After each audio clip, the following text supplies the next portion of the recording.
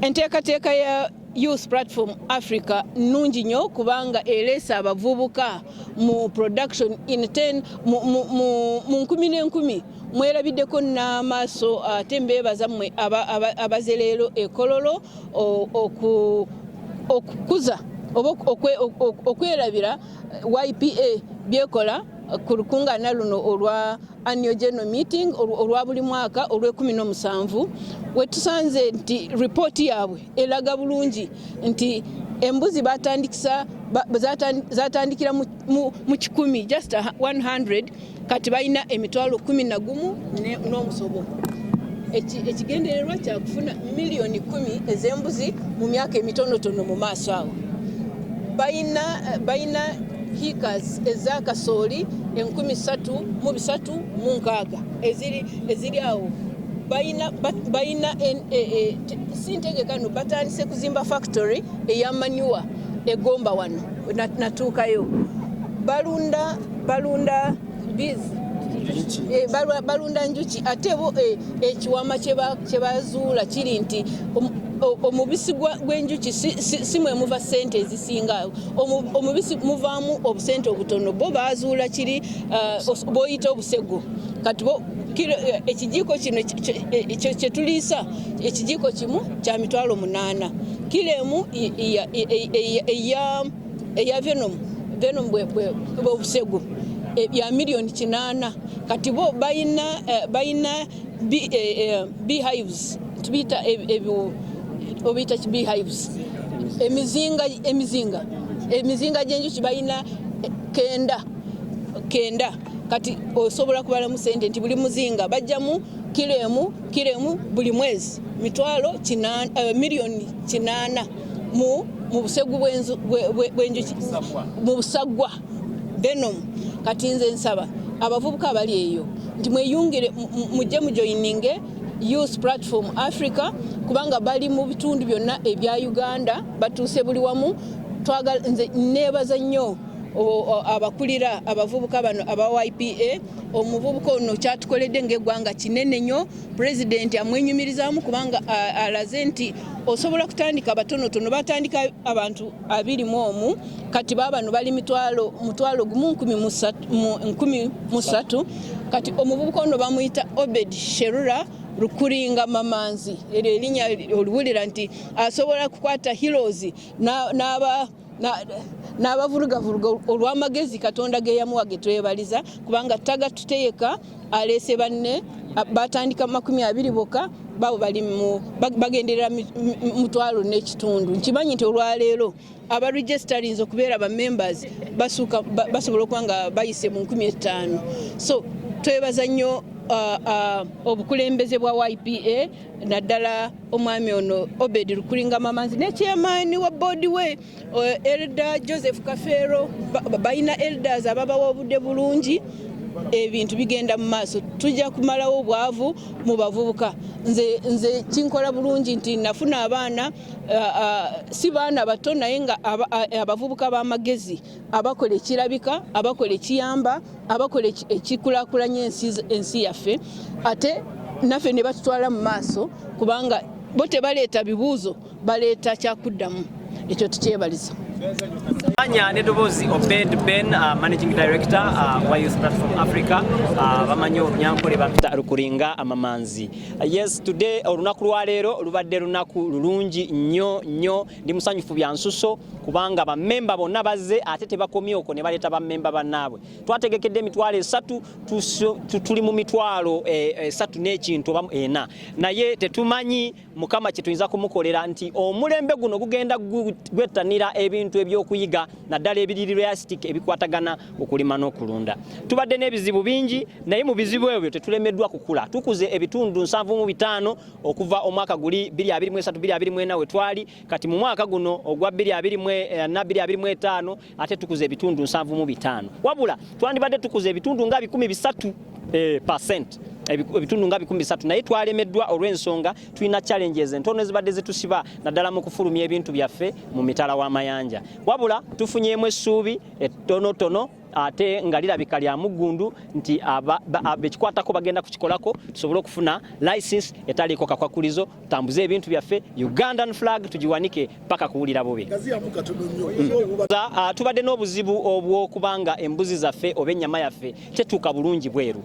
Weewaawo tulina ennyama etambula netuuka ebweru naye tetambulira mu linnya lyaffe, etambulira mu linnya lyabo abaafuna edda oba abavudde ebweru bo ne bajja ne bagigula wano. Kati ne batugula bubi ne badondola ne beepankapanka. Ekyokubiri tulina embuzi ennamu ensi eziyaayanira. Jjukira emitimbagano gyajja abantu balaba West Africa, Nigeria, Egypt, Chad, DRC agamawanga gonna gaagala embuzi zaffe ennamu baagala batwala oluyo balulunde. Twandibadde tukyettaniranga bannayuganda okubako naffe kye tutwala ebweru naye kitulema olw'ensonga birokrasi ali awo okutambuza embuzi ennamu. Kati ndi mugenda Tanzania wiiki ejja tusuubira okutuwa ettaka miles acres emitwalo 5 naye nga bagenda tuwaza abwerere tusobole okutwalayo enfaamu zaffe tulundireyo. Naye ekizibu kubanga bakatale kaabwe ate kali waggulu nnyo okusinga akawano, naye ekizibu era ojja kusanga batuwadde tulina documents ezitukiriza okulundira Tanzania naye ng'ate okufulumya embuzi okuzitwala Tanzania lutalo. So Mukama atuyambe buyambi tusobole okuyita waawo awatusumbuwa ate ogenda kulaba nga YPA tedduka ewenyuka buwenyusi. 8, 7, 6, 5, 4, 3, 2, 1.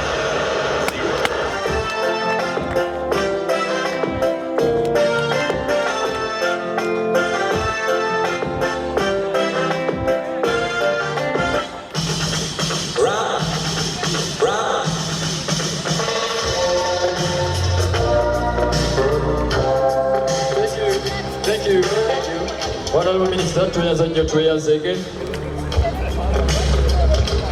Okay.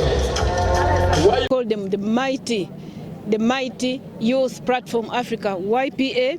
Their headquarters is on Rubaga Road.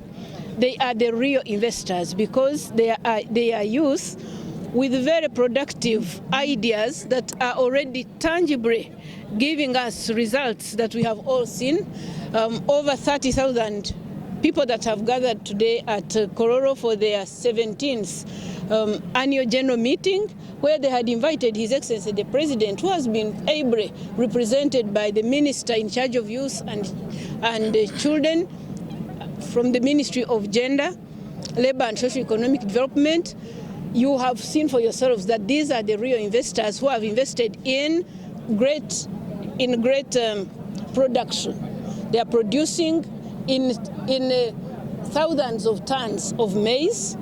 Their goats are not only impressive in terms of being seen their size and what, but the multiplication, the goat fertility of YPA goats is amazing. Most of their goats, they produce 4, 5. Once you find one goat with three kids, and they all look as big as a human being. The Honorable Minister here was telling you how you have seen for yourselves today goats that are of height that is even higher than the Honorable Minister himself and myself here. Of course, for me, I look a kid before those goats. So having achieved their dream last year, YPA had only 50,000 goats, but today they have 400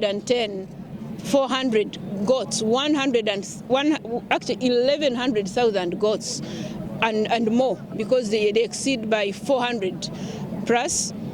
Their big focus is having 10 million goats in the next few years, and they will achieve it because they have acquired land. I was lucky to visit their headquarters as their very lucky patron. You know, having to be a patron of young people that are already productive, that are focused, that are exposed. I am grateful to their managing director, Obed Sherura Rukuringa Mamanzi, who we are proud of, because his capacity of mobilizing fellow youth and other Ugandans, including the elders, he has mobilized not only youth but also the elders, and their membership that just started with 21 members is now 13,000. And each of their members came with 2 or 3, because while we expected the arrangement at Kororo was we had 30,000 chairs, but we saw many thousands standing. So it means that maybe the attendance today has gone beyond 40,000 people. So that capacity of mobilization and goodwill. YPA goats and farms are scattered across all regions of Uganda, not so MD, yes, because they are near in every region of Uganda, but their headquarters is in Gomba, and we are looking at having great solutions. They deal with maize production, 36,000 acres already planted maize. The beehives, maybe, of course, I had a list of all those of the main activities they have, but it's been a long day. It's been a long day. We can't talk about everything, but they deal in goat. In addition to goats, then the production of maize, but they are also dealing with bees. Now, what is amazing with the YPA? Bees, while many people, all of us, thought that the most productive product. For them, they have discovered the secret of venom, the bee's venom. Just a tablespoon is 80,000. So 1 kilo is it 8 million? 80 million. 80 million shillings from 1 kilogram of bees venom, and they are harvesting that at their headquarters in Gomba, where they have over 3,000 beehives. No, we have 9,000 there. 9,000 beehives, and each beehive gives a kilogram of venom, which is 80 million shillings a month. Yes. Can you calculate that money? Mm-hmm. So we have gotten solutions of Uganda's youth, where you don't need much capital. All you need is to be available, and we will have to. All we need now is to mobilize one another and use the means possible. As long as you have a piece of land, small piece of land, you can be as productive and become a billionaire. Of course, there were unnecessary bureaucracies in having export licenses, but we have agreed today. That's why we had the Executive Director, National Planning Authority, but also the Honourable Minister has taken it up. I have already been in touch with the Permanent Secretary, Ministry of Agriculture, because that's where export promotion belongs. They are not going to be delayed again. So it has been a challenge for some days, but it is going to be solved. From today, they will not have those